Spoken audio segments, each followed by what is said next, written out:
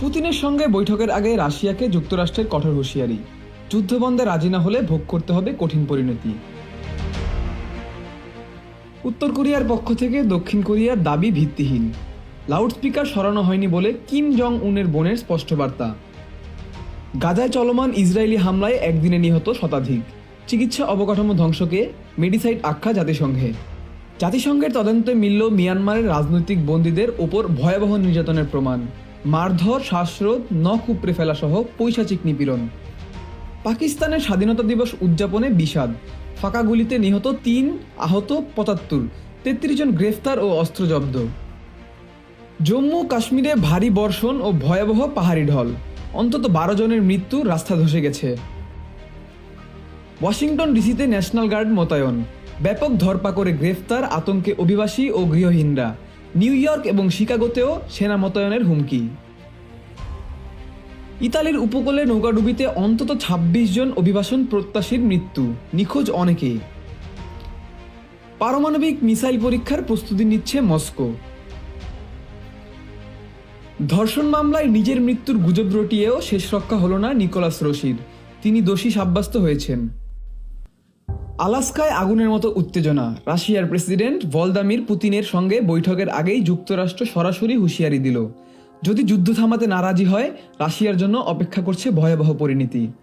President Donald Trump জানিয়েছেন শুধু একবার নয়, দ্বিতীয় একটি বৈঠকেও অংশ নিতে আগ্রহী তিনি। সেই বৈঠকে তিনি উপস্থিত থাকবেন ইউক্রেনের প্রেসিডেন্ট ভলদামির জেলেনস্কি। ট্রাম্পের আশা দ্বিতীয় বৈঠক হবে আরও ফলপ্রসূ এবং আলোচনার মূল বিষয় হবে যুদ্ধবিরতি নিশ্চিত করা। কিন্তু যুদ্ধবিরতি ইস্যুর মাঝেই রাশিয়া নতুন পারমাণবিক মিসাইল পরীক্ষার প্রস্তুতি নিচ্ছে। বিশেষজ্ঞরা সতর্ক, এটি সরাসরি বৈঠকের ফলাফলে প্রভাব ফেলতে পারে। জেলেনস্কি ট্রাম্পকে জানিয়েছেন পুতিন শুধু ফাঁকা কথা বলছেন, যুদ্ধ থামানোর কোনো ইচ্ছা তার নেই। ইউরোপও সরব, জার্মান চ্যান্সেলর ফ্রেডরিক মার্স বলছেন প্রধান অগ্রাধিকার যুদ্ধবিরতি নিশ্চিত করা। ইউক্রেনকে সমর্থন দিতে নতুন সামরিক প্যাকেজ ঘোষণা করেছে জার্মানি। যুক্তরাজ্যের প্রধানমন্ত্রী কিয়ার স্টারমারও ট্রাম্পকে ধন্যবাদ জানিয়ে বলেছেন রাশিয়ার উপর চাপ বাড়াতে ইউরোপীয় দেশগুলোর নতুন জোট কোয়ালিশন অব দ্য উইলিং গঠন করা হয়েছে। তবে তারা সতর্ক, ইউক্রেনকে বাদ দিয়ে কোনো শান্তি চুক্তি হবে না। এদিকে বৈঠককে কেন্দ্র করে কিছু নিষেধাজ্ঞা সাময়িকভাবে শিথিল করেছে যুক্তরাষ্ট্র। শুধু বৈঠকে অংশগ্রহণ ও আয়োজন সংক্রান্ত লেনদেনের জন্য প্রযোজ্য এই ছাড়, যা কার্যকর থাকবে ২০ আগস্ট পর্যন্ত। তবে জব্দকৃত সম্পদ মুক্ত করার অনুমতি নেই। সবশেষে আলাস্কার বৈঠকে আলোচনার কেন্দ্রবিন্দু ইউক্রেন যুদ্ধসহ যুক্তরাষ্ট্র রাশিয়ার দ্বিপাক্ষিক সম্পর্ক। রাশিয়ার উপপররাষ্ট্রমন্ত্রী সের্গেই রিয়াফকভ আশাবাদী বৈঠকটি দুই দেশের সম্পর্ক স্বাভাবিক করার পথে গুরুত্বপূর্ণ অগ্রগতি আনতে পারে। উত্তর কোরিয়া দক্ষিণ কোরিয়া সীমান্তে উত্তেজনা অব্যাহত। দেশটির সর্বোচ্চ নেতা কিম জং উনের বোন কিম ইউ জং দাবি করছেন দক্ষিণ কোরিয়ার বিরুদ্ধে প্রচারণা চালাতে ব্যবহৃত লাউডস্পিকার সরানো হয়নি। দক্ষিণ কোরিয়ার সামরিক বাহিনী যেখানে বলেছিল কিছু লাউডস্পিকার সরানো হচ্ছে, সেখানে কিম ইউ জং স্পষ্ট জানিয়েছেন সিউলের ধারণা সম্পূর্ণ ভিত্তিহীন। তিনি আরও বলেন যুক্তরাষ্ট্র ও দক্ষিণ কোরিয়ার যৌথ সামরিক মহড়ায় সামান্য পরিবর্তন আসলেও এটি কোনো প্রভাব ফেলবে না। শত্রুতাপূর্ণ মনোভাবকে বদলানোর সামর্থ্য নেই এমন পদক্ষেপগুলো তার ভাষায় নিষ্ফল। গাজার কষ্টের দিনগুলো অব্যাহত। একদিনে অন্তত ১২৩ ফিলিস্তিনি নিহত, আহত আরও ৪৩৭ জন। দায়িত্বে থাকা গাজার স্বাস্থ্য মন্ত্রণালয় জানিয়েছে নিহতদের বেশিরভাগই মানবিক সহায়তার জন্য ত্রাণ কার্যক্রমে অংশ নিচ্ছিলেন। কিন্তু দখলদার ইসরায়েলি বাহিনী এবার স্বাস্থ্যকর্মী ও চিকিৎসা কাঠামোতে সরাসরি হামলার লক্ষ্যবস্তু করেছে। হাসপাতাল, অ্যাম্বুলেন্স, প্যারাডেমিক কেউ বাদ নয়।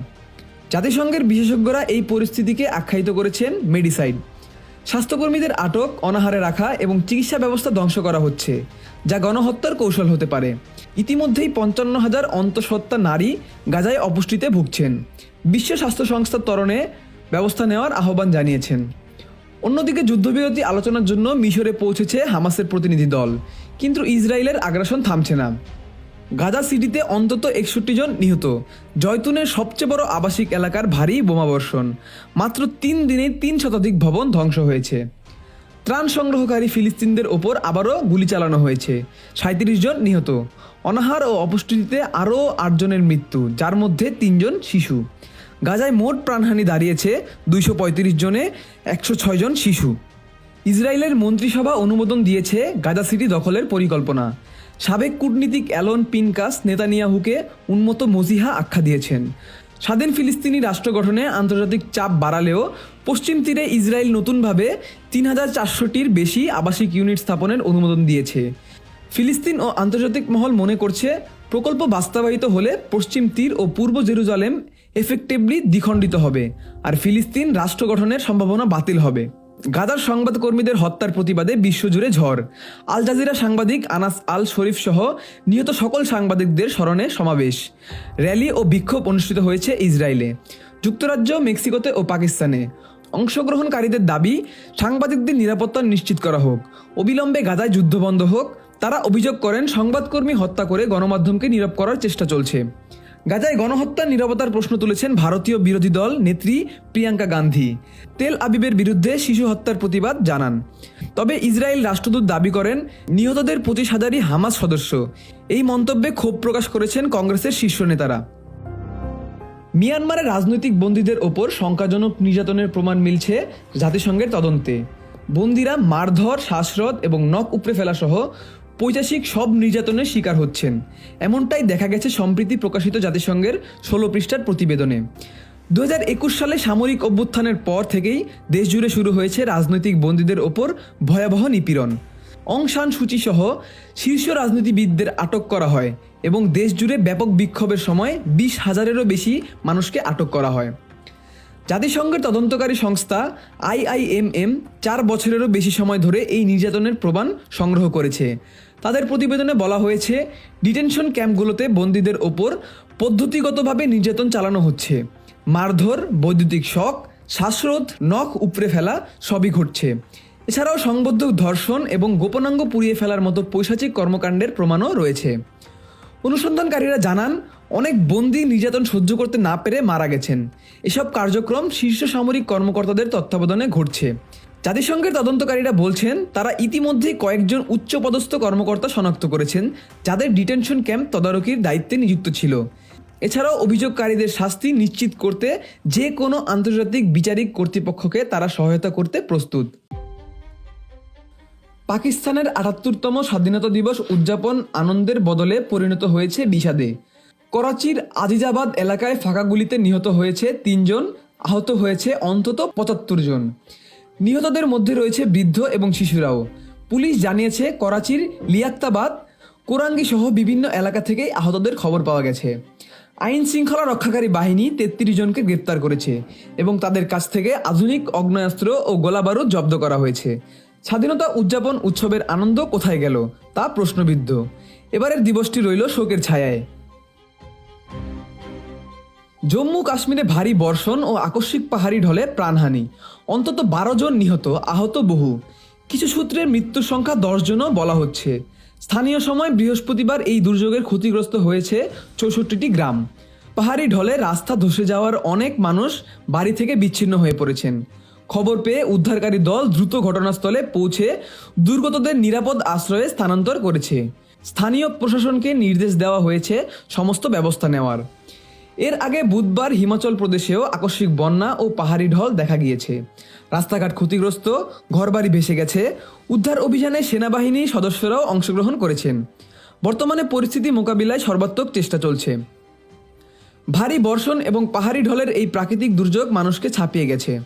সরকারি ও উদ্ধার বাহিনীর তৎপরতার মধ্যেই চলছে প্রাণহানি রোধ ও নিরাপদ আশ্রয়ের প্রচেষ্টা।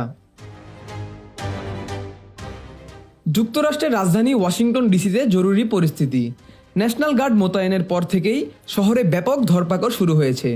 গ্রেফতার আতঙ্কে দিন কাটাচ্ছেন বৈধ কাগজপত্র থাকা অভিবাসী ও গৃহহীনরা। মার্কিন প্রেসিডেন্ট ডোনাল্ড ট্রাম্প স্থানীয় আইন শৃঙ্খলা বাহিনীর ওপর ফেডারেল সরকারের নিয়ন্ত্রণ আরও দীর্ঘায়িত করার পরিকল্পনার কথা জানিয়েছেন। প্রয়োজনে কংগ্রেসকে এড়িয়ে যে কোনো সিদ্ধান্ত নেবার হুঁশিয়ারি দিয়েছেন তিনি। শহরে বিভিন্ন জায়গায় টহল দিচ্ছেন ন্যাশনাল গার্ডের সদস্যরা। প্রায় 1,500 ফেডারেল আইন শৃঙ্খলা রক্ষাকারী মোতায়েন হয়েছে। এখনও পর্যন্ত বিভিন্ন অপরাধের দায়ে বেশ কয়েকজনকে গ্রেফতার করা হয়েছে। কাগজপত্রহীন অভিবাসী ও গৃহহীনরা এই গ্রেফতার আতঙ্কের মধ্যে রয়েছেন। এর আগে ট্রাম্প অভিযোগ করেছিলেন, শহরের অপরাধ নিয়ন্ত্রণের বাইরে চলে যাচ্ছে। তাই তিনি স্থানীয় প্রশাসনের অধীনে থাকা আইন শৃঙ্খলা বাহিনীকে ফেডারেল নিয়ন্ত্রণে আনতে নির্দেশ দিয়েছেন। তিনি জানিয়েছেন ডিসি থেকে গৃহহীন মানুষ সরানোর পরিকল্পনা রয়েছে। তবে শহরের মেয়র মিউরিয়েল বাউলসার এই অভিযোগে প্রত্যাখ্যান করে বলেছেন, সেনা মোতায়েন প্রেসিডেন্ট কর্তৃত্ববাদী চাপ সৃষ্টি এবং ক্ষমতার অপপ্রয়োগের অংশ। বর্তমানে ওয়াশিংটন ডিসিতে জরুরি অবস্থা ঘোষণা করা হয়েছে। ট্রাম্প বলেছেন কংগ্রেস ছাড়াই সিদ্ধান্ত নিতে পারেন, যদিও দ্রুত কংগ্রেসকে জানাবেন। প্রশাসন একটি অপরাধ দমন বিল আনতে যাচ্ছে, যা প্রথমে ডিসিকে কেন্দ্র করে প্রয়োগ করা হবে। যদিও বিচার বিভাগ জানিয়েছে 2023 থেকে 2024 সালের মধ্যে শহরের সহিংস অপরাধ 35% কমেছে। ট্রাম্প এবং পরিসংখ্যানকে ভুয়া দাবি করেছেন। ইতালির দক্ষিণাঞ্চলীয় দ্বীপ ল্যাম্পেদুসার উপকূলে নৌকা ডুবে অন্তত 26 জন অভিবাসন প্রত্যাশীর মৃত্যু হয়েছে। আরও 17 জন নিখোঁজ রয়েছেন এবং নিখোঁজের সংখ্যা বাড়তে পারে, কারণ এখনও তল্লাশি অভিযান চলছে। স্থানীয় সময় বুধবার সকালে ভূমধ্যসাগরে এই দুর্ঘটনা ঘটে। লিবিয়ার ক্রিপোলি থেকে যাত্রা করে নৌকাটি ল্যাম্পেদুসা দ্বীপ থেকে প্রায় 13 কিলোমিটার দূরে ডুবে যায়। উদ্ধারকারীর দল অন্তত 60 জনকে জীবিত উদ্ধার করেছে। রেড ক্রস জানিয়েছে 7 জনকে জীবিত উদ্ধার করা হয়েছে এবং 4 জন আহতকে স্থানীয় হাসপাতালে ভর্তি করা হয়েছে। বেঁচে যাওয়া যাত্রীরা জানিয়েছেন তারা লিবিয়া ত্রিপোলি থেকে 2টি নৌকায় যাত্রা শুরু করেছিলেন। পথে একটি নৌকা পানিতে ঢুকতে শুরু করলে সবাই অন্য নৌকায় উঠেন। অতিরিক্ত যাত্রী বোঝাই সেই নৌকাটি উত্তাল সমুদ্রে ডুবে যায়। নিহত ও নিখোঁজদের বেশিরভাগই পাকিস্তান, সুদান ও সোমালিয়ার নাগরিক। ইতালির কোস্টগার্ড দ্রুত অভিযান শুরু করেছে। 5টি জাহাজ, 2টি বিমান এবং 1টি হেলিকপ্টার উদ্ধার তৎপরতায় নিয়োজিত রয়েছে। জাতিসংঘের শরণার্থী সংস্থা UNHCR এর হিসাব অনুযায়ী এবছর ভূমধ্যসাগরের মধ্যাঞ্চলীয় রুটে অন্তত 675 জন অভিবাসন প্রত্যাশী প্রাণ হারিয়েছেন। রাশিয়া নতুন পারমাণবিক মিসাইল পরীক্ষার প্রস্তুতি নিচ্ছে।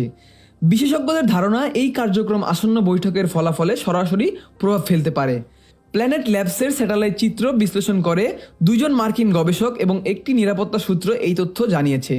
চলতি সপ্তাহেই মস্কো পারমাণবিক অস্ত্র বহনক্ষম ক্রুজ মিসাইলের পরীক্ষা চালাতে পারে বলে ধারণা করা হচ্ছে। ব্যারেন্স সাগরের নোভা জেমিলিয়া দ্বীপপুঞ্জের পানকোভা টেস্ট সাইটে ব্যাপক কার্যক্রম চলছে। এখানে বহু সামরিক কর্মকর্তা, সরঞ্জাম, জাহাজ এবং আকাশযান মোতায়েন করা হয়েছে। নজরদারি ও তথ্য সংগ্রহের কাজ করছে 2টি আকাশযান। জুলাই মাস থেকেই এই দ্বীপটিতে মালবাহী শিপিং কন্টেইনার পাঠানো হচ্ছে। এর আগে 9M730 মডেলের বুবেস্টনে ক্রুজ মিসাইল পরীক্ষার সময় রাশিয়া একই ধরনের সরঞ্জাম ব্যবহার করেছিল। আন্তর্জাতিক নিরাপত্তা বিশেষজ্ঞরা সতর্ক, এই পরীক্ষা বৈঠকের মেজাজ ও পারমাণবিক নিরাপত্তার উপর প্রভাব ফেলতে পারে। যুক্তরাষ্ট্রের রোড আইল্যান্ডে নাটকীয় এক কাহিনী।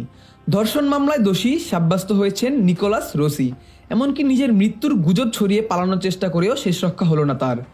মূল ঘটনা শুরু হয় 2008 সালে, যখন ইউটা অঙ্গরাজ্যে তার বাগদত্তাকে ধর্ষণের অভিযোগ ওঠে। অভিযোগের 10 বছর পর পুরনো রেপ কিটের পরীক্ষা প্রমাণ পাওয়া যায়। তখনই জানা যায় 2008 সালে আরও একটি ধর্ষণ মামলার পলাতক আসামি ছিলেন রোসি। 2020 সালে সামাজিক মাধ্যমে হঠাৎই তার মৃত্যুর খবর ছড়ানো হয়। ক্যান্সারে মারা গেছেন রোসি। তবে পুলিশ ও পরিচিতরা সন্দেহ প্রকাশ করেন। 2021 সালে স্কটল্যান্ডের একটি হাসপাতালে কোভিড চিকিৎসার সময় তার শরীরের ট্যাটু দেখে হাসপাতালের কর্মীরা তাকে চিনে ফেলেন এবং গ্রেফতার করা হয়। গ্রেফতারের পরও রোসি দাবি করতে থাকেন তার নাম নিকোলাস রোসি নয়, বরং আর্থার নাইট।